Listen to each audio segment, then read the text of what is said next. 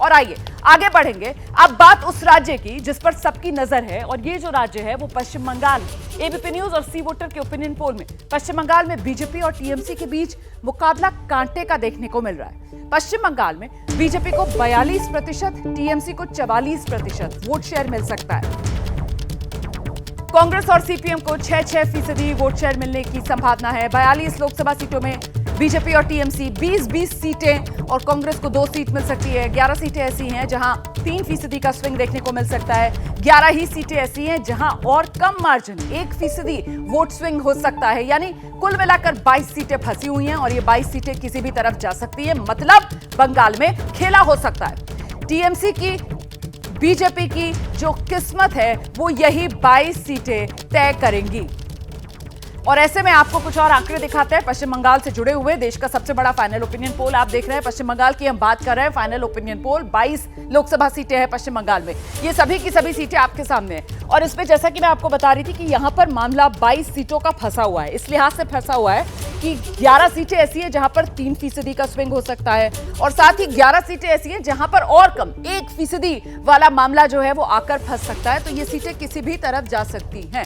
तो कुल मिलाकर ये तस्वीर आपके सामने है। ये जो हरे रंग में आप देख रहे हैं ये वो सीटें हैं जो फिलहाल स्विंग में टीएमसी की तरफ जाती हुई नजर आ रही हैं, और वहीं दूसरी तरफ ये जो केसरिया रंग वाली सीटें हैं ये बीजेपी के खाते में जाने वाली सीटें हैं। और कांग्रेस के खाते में जो 2 सीटें जाती हुई आप देख रहे हैं वही 2019 पिछली बार वाली, एक बहरामपुर और एक मालदा दक्षिण, जो कांग्रेस के खाते में 2019 में भी गई थी। उन्हीं 2 सीटों पर कांग्रेस जो है वो फिलहाल स्विंग में लेकिन अटकी हुई नजर आ रही है। अब ये फाइनल ओपिनियन पोल में वो सीटें जहां पर मामला स्विंग का फंसा हुआ है आप देख रहे हैं। बांकुड़ा पिछली बार बीजेपी ने जीती थी, बीरभूम, बर्धमान पूर्व, घाटल, मालदा दक्षिण, रायगंज, मथुरापुर, जादवपुर, बलूरघाट। तो ये वो सीटें हैं जो फिलहाल रंग के हिसाब से तो आप देख रहे हैं कि ये केसरिया रंग, ऑरेंज कलर मतलब बीजेपी के खाते में फिलहाल जा रही है। ये हरा रंग जादवपुर फिलहाल टीएमसी के खाते में जा रही है। अच्छा, जादवपुर आपको ध्यान होगा यहां से मिमी चक्रवर्ती 2019 में चुनाव जीती थी।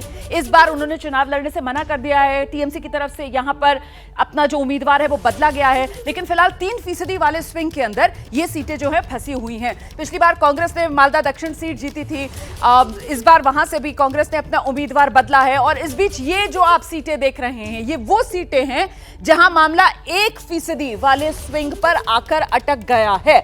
और इन 1% वाले स्विंग के मामले में फिलहाल आप देखिए ये हरा वाला मतलब जो टीएमसी के खाते में जा रही हैं, 1, 2, 3, 4, 5, 6 सीटें फिलहाल टीएमसी के खाते में जाती हुई नजर आ रही है। लेकिन अगर ये मामला पलटेगा तो फिर फायदा बीजेपी को हो सकता है। और वही दूसरी तरफ 1, 2, 3, 4, 5 सीटें फिलहाल बीजेपी के खाते में जाती हुई नजर आ रही है। लेकिन अगर मामला पलट गया तो फिर मतलब फायदा टीएमसी को मिल सकता है। तो ये फाइनल ओपिनियन पोल की गहराई से पश्चिम बंगाल की मैंने पूरी तस्वीर सीट दर सीट हिसाब से आपको बता दी है।